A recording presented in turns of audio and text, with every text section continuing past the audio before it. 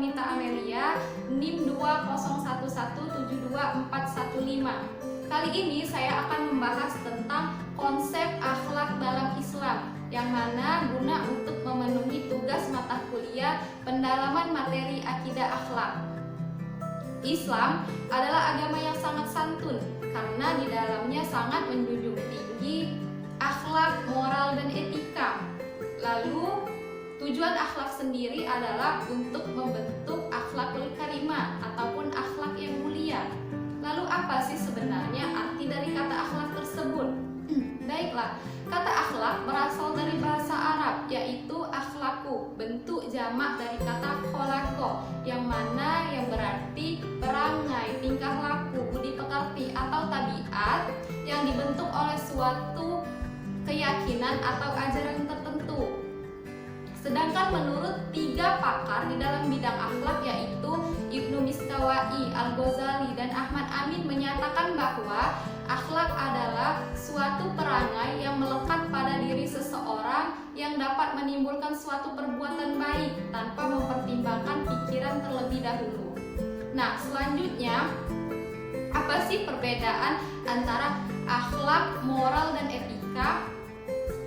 Sudah saya jelaskan tadi, akhlak adalah suatu perangai, tingkah laku, budi pekerti atau tabiat yang terbentuk melalui suatu keyakinan atau ajaran tertentu. Sedangkan moral berasal dari bahasa Latin, yaitu mors atau bentuk jamak dari kata mors yang mana yang berarti ada kebiasaan. Sedangkan etika berasal dari bahasa Yunani, yaitu ethos yang berarti watak kesusilaan atau adat.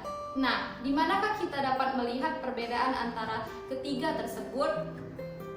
Perbedaannya bisa kita lihat dari standar penentuan atau ukuran standar baik dan buruk yang digunakannya.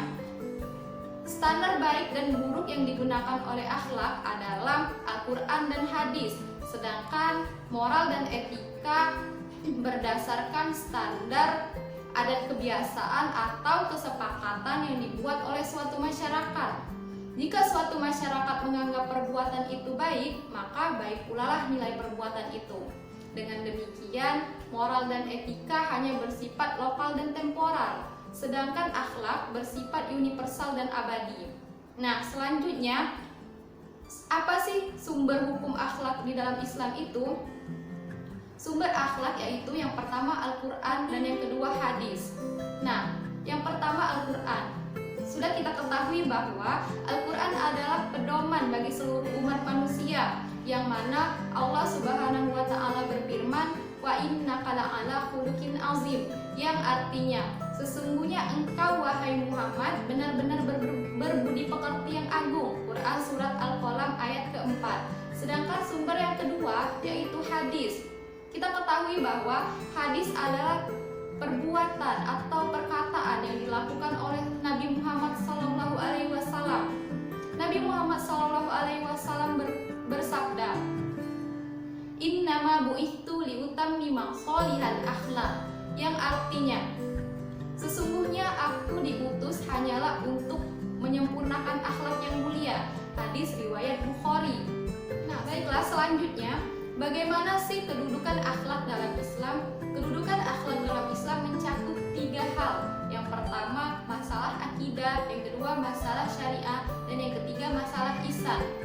Yang pertama masalah akidah. Masalah akidah meliputi ke-6 macam rukun iman, yaitu beriman kepada Allah, kepada malaikat-malaikatnya, kepada kitab-kitabnya, kepada rasulnya, kepada hari kiamat, kepada qada dan qadar.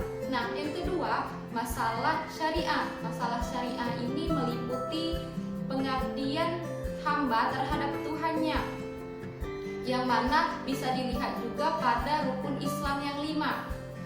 Masalah muamalah juga termasuk di dalam syariah. Nah, yang ketiga yaitu masalah ihsan. Masalah ihsan ini adalah adanya hubungan baik antara Allah, adanya hubungan baik kepada sesama manusia, adanya hubungan baik kepada sesama makhluk yang ada di muka bumi ini. Nah, selanjutnya apa sih hubungan antara akhlak dengan iman dan ihsan? Yang pertama, hubungan akhlak dengan iman. Akhlak menyempurnakan beriman. Perlu kita ketahui bahwa kata iman yaitu berarti percaya atau mempercayai, sedangkan menurut istilah iman adalah meyakini dengan sepenuh hati atau mempercayai dengan sepenuh hati, mengucapkan dengan lisan dan melakukan dengan perbuatan. Seseorang belum benar-benar dikatakan beriman apabila ia belum mempunyai akhlak yang baik. Misalnya saja seseorang yang beriman dan rajin beribadah, namun ia selalu menyakiti orang lain, bersikap sombong dan berbuat buruk kepada orang lain. Maka dengan demikian akhlaknya belum bisa dikatakan, imannya belum bisa dikatakan sempurna. Dalam hadis disebutkan orang beriman yang paling sempurna imannya adalah orang yang paling baik di antara mereka akhlaknya. Hadis riwayat Tirmizi. Nah, sedangkan yang kedua, hubungan akhlak dengan ihsan. Hubungan akhlak dengan ihsan yaitu kita ketahui bahwa ihsan adalah melakukan sesuatu perbuatan dengan cara sebaik-baiknya. Pendekatan akhlak dengan ihsan sama-sama ingin mencari yang terbaik, terpuji dan termulia. Namun jika kita ingin membedakannya, ihsan dapat melampaui akhlak. Misalnya saja adil. Adil adalah termasuk akhlak yang mulia, namun ihsan dapat lebih tinggi daripada adil. Memaafkan kesalahan orang lain dan menahan amarah adalah akhlak yang mulia, namun membalas perbuatan jahat dengan kebaikan itu adalah ihsan. Nah, dengan demikian teman-temanku, marilah kita introspeksi diri sendiri untuk menyempurnakan akhlak kita, terutama akhlak kita kepada Allah, kepada kedua orang tua, kepada sesama manusia, dan lain sebagainya. Akhlak baik akan dapat mengangkat derajat manusia ke tempat yang lebih tinggi dan mulia, sedangkan akhlak buruk akan dapat membinasakan seseorang insan dan manusia. Manusia yang mempunyai akhlak yang buruk akan senang melakukan perbuatan yang dapat merugikan orang lain, senang melakukan kekacauan, dan senang melakukan perbuatan buruk yang dapat membinasakan diri sendiri dan manusia. Baiklah, mungkin itu saja penjelasan dari saya. Semoga bermanfaat. Saya akhiri dengan wassalamualaikum warahmatullahi wabarakatuh.